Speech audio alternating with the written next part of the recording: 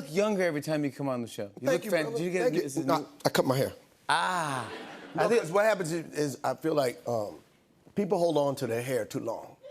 There's a point that you gotta let it go. Like men, you know what I mean? Like brothers from the 70s, you always hold on to the hair that you had when you looked the most coolest. Like brothers in the 70s, they held that afro as long as it could, and then in the 90s, it was a half-fro, all this missing, looking like Homie the Clown out there.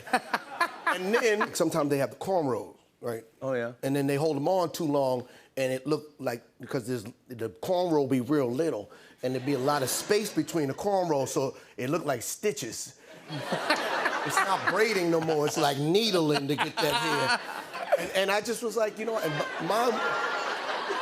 mine was a flat top, and it just started getting smaller and smaller. And it's just like a cookie was sitting on the top of my head. I looked like Peabo Bryson in the 90s. I started singing, "It's a whole new world."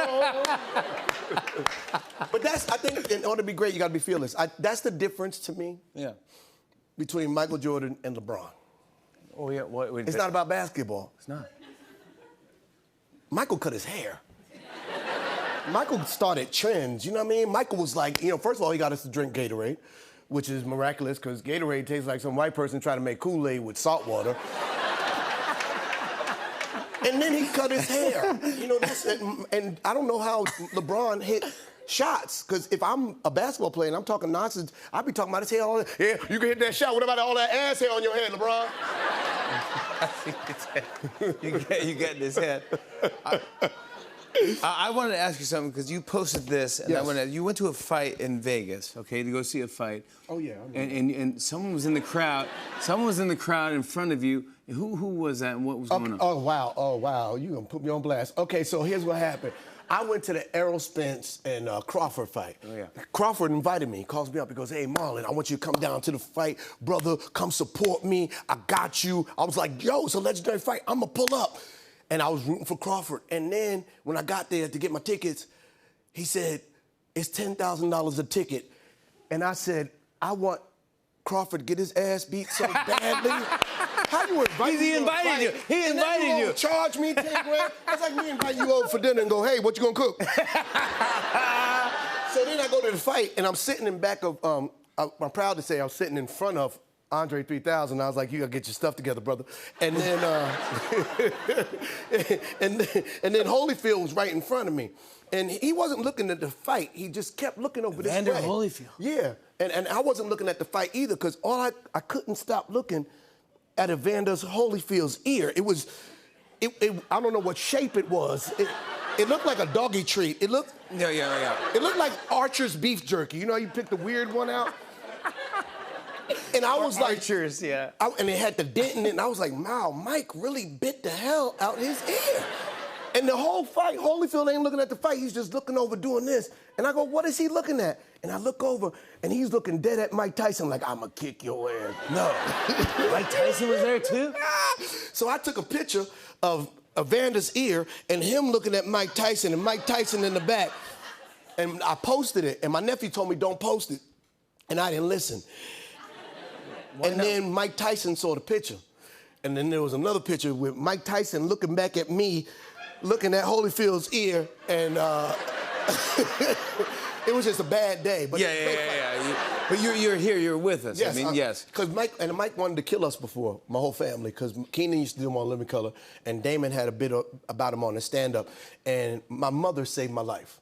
Wait, for Mike Tyson, how did your mom save your life? Mike Tyson ran into my mother, and she goes, "Mike," he goes, "I'm Mrs. Wayans." He goes, "I want to kill your kids.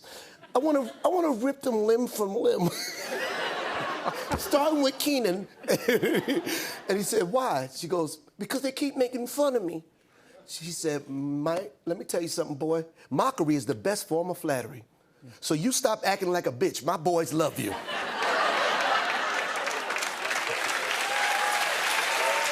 Mom said that to Mike Tyson.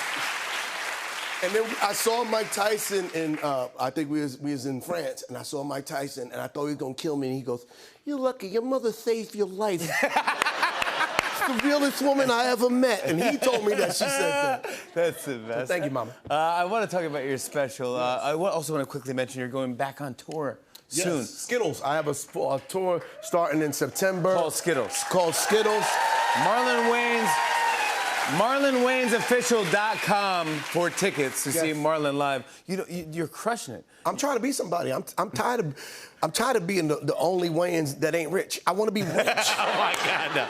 No, but let's talk about Good Grief. Good Grief is the new special, and it's out officially right now. It's out on Amazon, on Prime Video right now. Yes, Amazon Prime. That's the only place you can get it, unless you know a really good bootlegger. But this is a big deal. It's a great special. Yeah. Good Grief. You shot at the Apollo Theater. Yeah, I had to shoot at the Apollo because, Good Grief is about, like, everybody, we're all gonna deal with grief, depression, those types of things, but it's always about how to live your life, and as you go through dark times, always finding a smile. And so, I this is like a celebration and an ode to, like, my parents and all the people that I lost, and it's really funny. It sounds sad as hell, but it's actually really funny. And I filmed it at the Apollo because my parents grew up in Harlem, and they fell in love in Harlem. So I went to the Apollo, and my mother performed at the Apollo with her sisters, and they won amateur night 3 times before the Sandman came out and wiped their little asses off the but I felt like it was important to be there, and I thought it was a wonderful tribute. And then it was show night, and I forgot how much family I had in Harlem, and it was just all Wayanses. I needed to do like 5 shows just to fill the Wayanses, and we are loud. We have loud laughs. I was doing my set, and all I heard was, "Caw-caw!" Who shot a pterodactyl? It was one of my cousins, and I hear, "Ah!" And it's my toothless uncle in the front row, and I'm just like, never again. I'm gonna pick a Wayans-less city. Next time we doing Jacksonville or something. I want to show everyone a clip. It's very funny. Here's Marlon Wayans in a special Good Grief. Take a look at this. Call your mama every day. Call your mama every day. Every day you can. If she's here, you call her. You ain't gotta call your daddy every day. No, call that once a month. He good. You call your daddy more than once a month, he gonna be like, yeah, I'm fine. Call your mama. I learned you ain't gotta talk the whole time. You ain't gotta talk the whole time. Just put the phone down. Every 7 minutes, just come back to the phone and say this, like, uh-huh. That's my mom. That's my mom. Yeah, they love it. Marlon Wayans, everybody. Good Grief is available now on Prime Video. More Tonight Show after the break. Stick around.